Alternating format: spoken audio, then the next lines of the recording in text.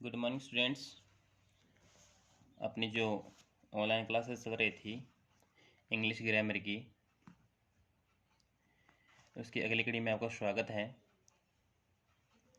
अपन जो English grammar है, English grammar में हम पढ़ रहे थे टेंस। कौन सा टॉपिक पढ़ रहे थे? टेंस का टॉपिक पढ़ रहे थे। अगर टेंस के में हम बात करें तो हमने 24 रूल पढ़ लिए थे, है ना। 24 रूल में अगर हम बात करें तो 24 रूल थे ना, उनमें आपकी शायद कोई दिक्कत नहीं आई होगी, है ना। तो आज बात करेंगे रूल नंबर 25, 25वें रूल की बात करेंगे आज, है ना। अगर मैं बात करूँ 25 नंबर रूल की, तो आपके सामने एक वर्ड आता है कई बार सेंटेंस में, है ना, जिनमें क्या है कि वो सेंटेंस के स्टार्टिंग में भी आ सकता है ना, सेंटेंस के बीच में भी आ सकता है। अगर सेंटेंस के स्टार्टिंग में आएगा तो अगला क्लोज मिलेगा सेंटेंस का, वो डिवाइड किया हुआ मिलेगा, मतलब उसमें बीच में कोमा मिलेगा आपको। मतलब रूल नंबर 25 के रूप में आपके पास में है वहन। क्या मिले आपको? वहन। वहन का मतलब होता है जब। वहन का मतलब क्या होता है? जब। और वहन क्या है आपका? ये वहन है आपका रिलेटिव प्रोनाउन। रिलेटिव प्रोनाउन क्या है आपका? Relative pronoun. और वहन किसको शो करे? पास्ट टाइम को। किसको शो करे? पास्ट टाइम को। ठीक है ना। मतलब कि जब वहन आपको सेंटेंस में पास्ट टाइम को शो अप करे, उस कंडीशन में इसकी टर्म्स क्या क्या बनेंगी, क्योंकि वहन है क्या आपका? रिलेटिव प्रोनाउन है। ध्यान रहना देना, रिलेटिव प्रोनाउन का मतलब होता है दो को क्या करे, दो जो क्लोज होते हैं एक सेंटेंस में उनको जोड़े। अगर वो जुड़ नहीं रहे हैं, अगर आपका वहन स्टार्टिंग में आ रहा है, फॉर एग्जांपल मैं आपको स्टार्टिंग वाले भी एग्जांपल बताऊंगा, है ना। अगर स्टार्टिंग में आ रहा है तब भी आपको किस प्रकार से सॉल्व करना है वो बताऊंगा, ठीक है ना। तो इसकी टर्म्स किस प्रकार से बनेंगी, है ना। अगर वहन किसी सेंटेंस में आ रहा है, मतलब कि किसी भी सेंटेंस में वहन आ रहा है, अगर उसमें दो क्लोज दे रखे हैं और पहले अगर वहन स्टार्टिंग में है फिर कोमा लगाकर अगला क्लोज है, तब की क्या कंडीशन बनेगी? अगर उसमें एक तरफ वर्ब का सेकंड फॉर्म दे रखा है, क्या दे रखा है? वर्ब का सेकंड फॉर्म दे रखा है, तो दूसरी तरफ भी क्या आएगा? वर्ब का सेकंड फॉर्म आएगा। कैसे आएगा बताएंगे आपको, है ना। इसकी दूसरी टर्म्स बनती है, अगर एक तरफ वर्ब का सेकंड फॉर्म दे रखा है तो दूसरी तरफ आपका आएगा वॉज या वर प्लस वर्ब की फर्स्ट फॉर्म में आईएनजी। वॉज या वर प्लस वर्ब की फर्स्ट फॉर्म में आईएनजी। इसकी तीसरी टर्म्स बनती है, अगर एक तरफ वर्ब का सेकंड फॉर्म दे रखा है ना, तो दूसरी तरफ क्या आएगा? हैड प्लस वर्ब का थर्ड फॉर्म। क्या आएगा? हैड प्लस वर्ब का थर्ड फॉर्म। समझ में आई? अब ध्यान ये देना है, ये क्या हो सकते हैं? इंटरचेंज हो सकते हैं। ये देखो दोनों तरफ मैंने तीर का निशान लगाया है ना। ये क्या हो सकते हैं? इंटरचेंज हो सकते हैं। मतलब ये इधर आ सकता है, ये इधर आ सकता है। ये तीनों की बात कर रहा हूं मैं, तीनों कंडीशन में, मतलब ये इधर जा सकता है, इधर आ सकता है ना। तीनों इंटरचेंज हो सकते हैं, ध्यान देना, तीनों, है ना, इंटरचेंज हो सकता है। हो सकता है मतलब कि आपको सेंटेंस में ये वर्ब की सेकंड फॉर्म इधर भी लगानी पड़ सकती है, ये हेड प्लस वर्ब का थर्ड फॉर्म दिया हुआ हो सकता है ना, या फिर हेड प्लस वर्ब का थर्ड फॉर्म लगाना पड़ सकता है, वर्ब का सेकंड फॉर्म दिया हुआ हो सकता है, वो जो वर्ब प्लस वर्ब की फर्स्ट फॉर्म आपको इधर भी लगानी पड़ सकती है ना, इधर मतलब, या फिर इधर दिया हो सकता है, इधर लगाना पड़ सकता है ना। ये तीनों क्या हो सकते हैं? इंटरचेंज हो सकते हैं।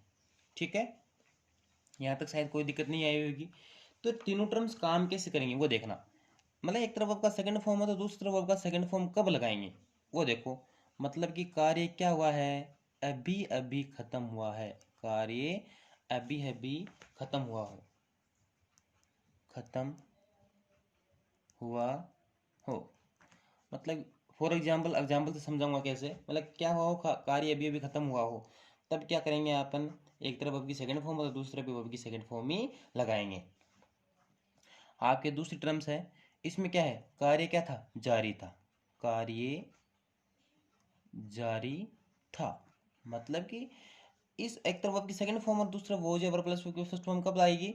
जब वो उस समय वो काम क्या था? जारी था। ठीक है, तीसरी टर्म कब काम करेगी, एक तरफ आपका सेकंड फॉर्म, दूसरी तरफ हेड प्लस वर्ब का थर्ड फॉर्म कब आएगा, जब क्या हो चुका होगा उस काम में, काफी समय बीत चुका हो, काफी समय बीत चुका हो,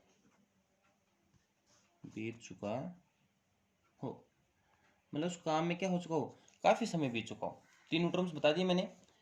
ये टर्म्स कब काम करेगी, जब क्या हो, कार्य अभी अभी खत्म हुआ हो। ये टर्म्स कब काम करेगी, जब क्या हो, कार्य मतलब कि जारी था उस समय। ये काम कब करेगी, जब काफी समय बीत चुका हो। ठीक है।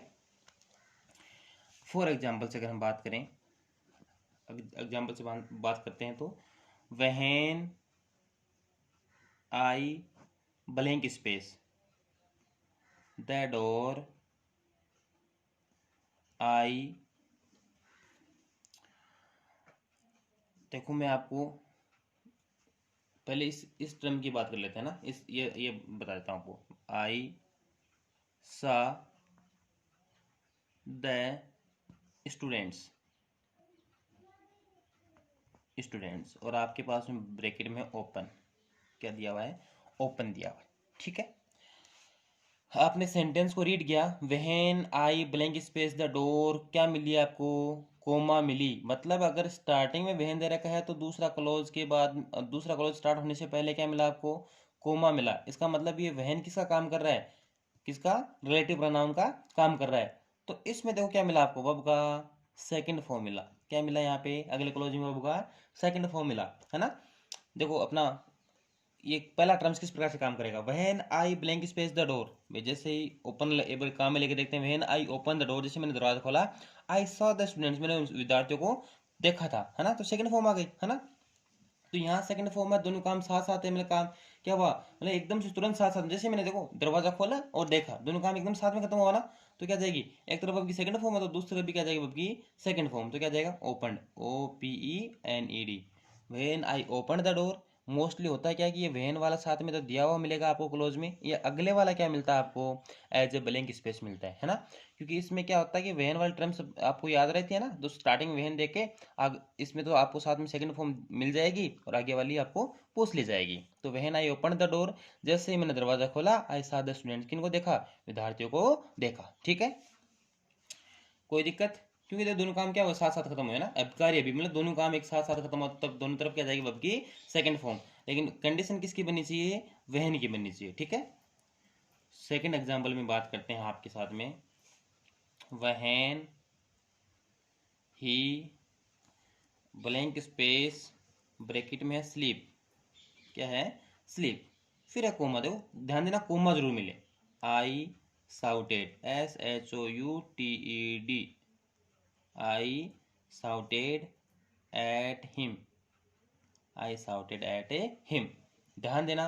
Van he blank space comma I shouted at him, एक तरफ वैन का टर्म्स है ना, कोमा मिली, एक तरफ क्या मिला आपको, वर्ब का सेकंड फॉर्म मिला। अब दिमाग लगाना है कि वैन ही स्लीप, जब वो सो रहा था, आई साउटेड एट हिम, उस पर चिल्लाया। तो कहने का मतलब इसमें क्या ये काम जारी था, तो जैसे काम जारी होगा तो क्या जाएगा, वो जे वर्ब प्लस की फर्स्ट में ING, क्यों, सोने का काम जारी तो था ना, सो रहा था तभी तो उस पर चिल्लाया ना, तो काम जारी था। तो क्या जाएगा, वो जे वर्ब प्लस की फर्स्ट में ING, तो ही के साथ क्या जाएगा, वोज, है ना, सिंगुलर है ना। तो he was sleeping, he was sleeping. अगर यहाँ प्लुरल होता कोई भी आपको सब्जेक्ट रूप में मिलता तो क्या लगा देते, वर लगा देते, है ना। व्हेन ही वॉज स्लीपिंग, जब वह सो रहा था, आई साउटेड एट हिम, मैं उस पर चिल्लाया। ठीक है, कोई दिक्कत, तो मेरा मानना है कि दिक्कत नहीं आनी चाहिए आप लोगों के इस सेंटेंस में। बात करें सेंटेंस नंबर 3 की। देखो ये सेंटेंस बहुत बार आता है ना, कई बार आता है। सेंटेंस को अच्छी तरीके से देखना, समझना, आपके समझ में आएगा। क्या मिले आपको, when he reached, REACHED, when he reached his paternal village, PATERNAL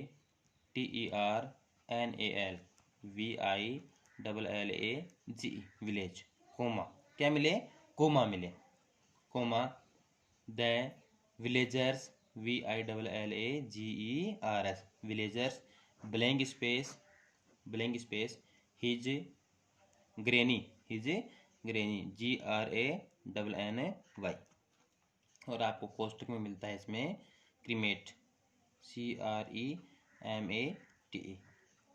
तो क्रीमेट का मतलब क्या होता है? दफनाना, जलाना, ठीक है ना। हाँ देखो वेहन वाला टर्म्स देखो, वेहन के साथ में क्या मिला? रीज्ड, वर्ब की सेकंड फॉर्म मिली। देखो तीनों में वर्ब का सेकंड फॉर्म दिया हुआ मिलेगा, है ना। तो एक तरफ से सेकंड फॉर्म है ना। तो अब ध्यान देना, when he reached his paternal village, जैसे ही वो अपने पैतृक गांव पहुंचा, पैटर्नल मतलब पैतृक गांव, है ना, अपने माता पिता का गांव।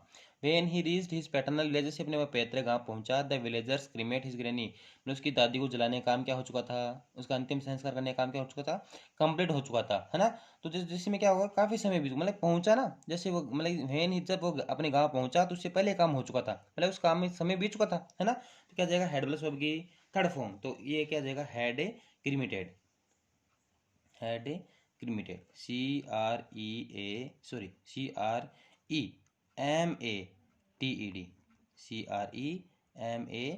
Cremated his granny. आया समझ में? तीनों टर्म्स समझ में आ गई होंगी। एक बार अच्छी तरीके से देखो। Sentence number 3, when he reached his paternal village, जैसे वो अपने गांव पहुंचा, the villagers had cremated his granny, गांव वाले क्या कर चुके थे? उसकी दादी को जला चुके थे, अंतिम संस्कार कर चुके थे। मतलब पहुंचने से पहले काम हो गया था, तो उस काम में क्या हो गया था? समय बीत चुका था। समझ में आ गई बात? इसी टर्म्स। सेकंड टर्म्स की बात करते हैं। When he was sleeping I shouted at him, जब वह सो रहा था मैं उस पर चिल्लाया, तो कहने का मतलब जो वह सो रहा था तो सोने का काम क्या था? जारी था। तो ये दूसरी टर्म्स काम आ गई कि कार्य कार्य क्या था? जारी था, ठीक है ना। अब अगर बात करें पहले टर्म्स की, तो when I open the door, जैसे मैंने दरवाजा खोला, आई सा द स्टूडेंट्स, मैंने क्या देखा? विद्यार्थियों को देखा। दरवाजा खोलने का और देखने का, सपोज करो कि क्लास में स्टूडेंट्स हैं, आपका गेट में बंद है, जैसे आपने दरवाजा खोला तो आपको क्या दिखाई दिए? स्टूडेंट दिखाई दिए। तो दोनों काम क्या हुआ? साथ साथ हुआ। तो अभी अभी जो कार्य समाप्त हुआ है उसके लिए क्या काम मिलेंगे? वर्ब का सेकंड फॉर्म काम मिलेंगे। उम्मीद करता हूँ कि ये अच्छी तरीके से आपको समझ में आ गया होगा, है ना। कोई दिक्कत तो नहीं होगी इसमें, है ना। भाई मेरा ये मानना है कि अगर आपने अच्छी तरीके से अगर इसको क्लियर कर लिया है तो कोई दिक्कत नहीं आएगी, नहीं आनी भी नहीं चाहिए। क्योंकि एक छोटा सा अगर हम बात करें, किसी भी क्लास की बात करते हैं, छोटी सी क्लास अगर अपनी हो रही होती है, क्लास की अगर बात करें, तो अगर आपने अच्छी तरीके से अगर उसको थोड़ा सा रीड किया अपने साथ साथ में, तो उसमें दिक्कतें नहीं आती है ना। तो आपको भी दिक्कत नहीं आई होगी। ये जो आपकी क्लास है ना, क्लास हो रही है आपकी, इन इन क्लासों का बहुत महत्व है। महत्व इसलिए है क्योंकि अगर आपने मेरे साथ साथ इनको अच्छी तरीके से, जैसे मैं पढ़ा रहा हूँ उसके साथ साथ अगर आपने अच्छी तरीके से इसको रीड आउट कर लिया, पूरा क्लियर आपके हो गए ना साथ साथ में ना, तो फिर कोई भी दिक्कतें नहीं आने वाली आपकी, है ना। दिक्कत कब आती है?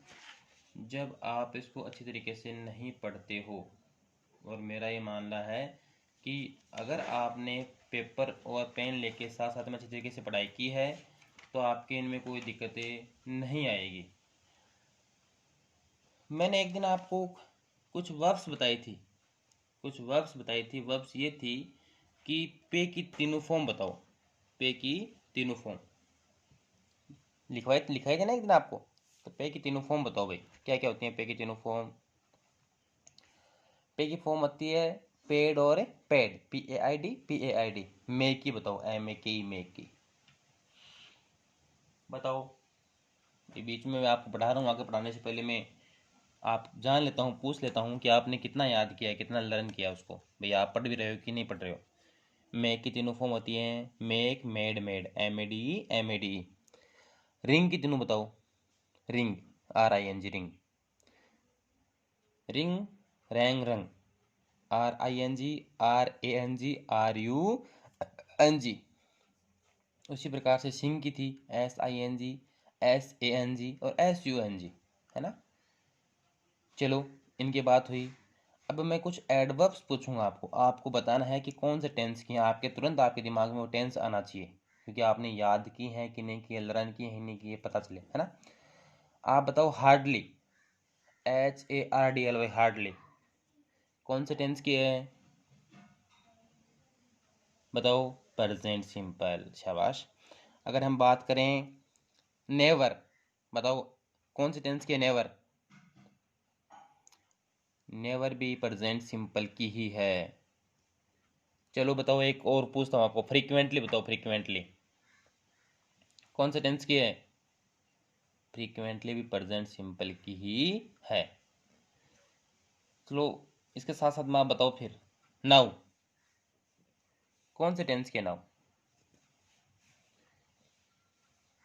लगाया दिमाग, कौन से की है, प्रेजेंट कॉन्टिन्यूअस की।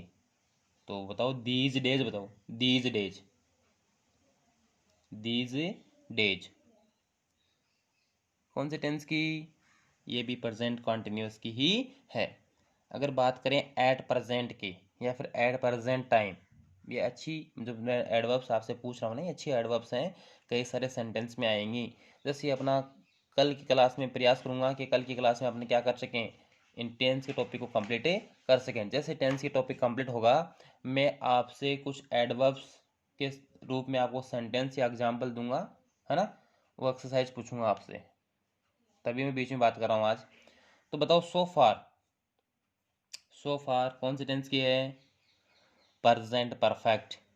Up to now, up to now, UPTONW, up to now, ये भी आपके प्रेजेंट परफेक्ट की ही है। अगर बात करें रिसेंटली, RECENTLY, रिसेंटली, अच्छी एडवर्ब है, ये भी आपकी प्रेजेंट परफेक्ट की ही है। एक आपकी एडवर्ब आती है ऑलरेडी, कौन सी, ऑलरेडी, कौन सा टेंस है, प्रेजेंट परफेक्ट। कोई मेरा मेरा मानना है कि आपकी दिक्कत नहीं आनी चाहिए इन एडवर्ब्स में, क्योंकि मुझे पता है कि आपने इस तरीके से इनको तैयार किया है। बताओ the day after, the day after अच्छी एडवर्ब है। कई बार कंफ्यूज हो जाता है बच्चा द डे आफ्टर और द डे बिफोर में। तो बताओ दोनों में डिफरेंस बताओ, द डे आफ्टर और द डे बिफोर। आपकी द डे आफ्टर कहने का मतलब आने वाला दिन, आगे आने वाले दिन से आने वाला दिन, कौन सा, फ्यूचर सिंपल, कौन सा टेंस है, फ्यूचर सिंपल। तो बताओ द डे बिफोर का, द डे बिफोर मतलब past simple, the day before मतलब प्रीवियस डे, कौन सा टेंस होगा, पास्ट सिंपल होगा। आपकी जैसे अगो फॉर्म है, अगो एडवर्ब है, कौन सा टेंस क्या होती है, पास्ट सिंपल की। यस्टरडे है, last day, last week, last month, last year, ये सारी एडवर्ब कौन से की हैं, पास्ट सिंपल की। ध्यान रहे आपको द डे आफ्टर और द डे बिफोर, इन दोनों एडवर्ब का अच्छी तरीके से ध्यान देना है। कई बार सेंटेंस पूछ लेता है, बच्चे कंफ्यूज हो जाते हैं दोनों में, है ना। तो अब तो क्लियर हो गया होगा, द डे बिफोर का मतलब है प्रीवियस डे, और द डे आफ्टर, आफ्टर का मतलब बाद में, मतलब बाद में आने वाला, है ना। बिफोर का मतलब पहले वाला, मतलब आज से पहले वाला दिन, तो प्रीवियस डे। और द डे आफ्टर, आफ्टर मतलब इस दिन के बाद आने वाला दिन, कौन सा, फ्यूचर सिंपल में। जहाँ रहेगा ना। चलो ठीक है, आज की क्लास में इतना ही। कल आपको एक या दो रूल बताकर टेंस के टॉपिक को कंप्लीट किया जाएगा, ठीक है।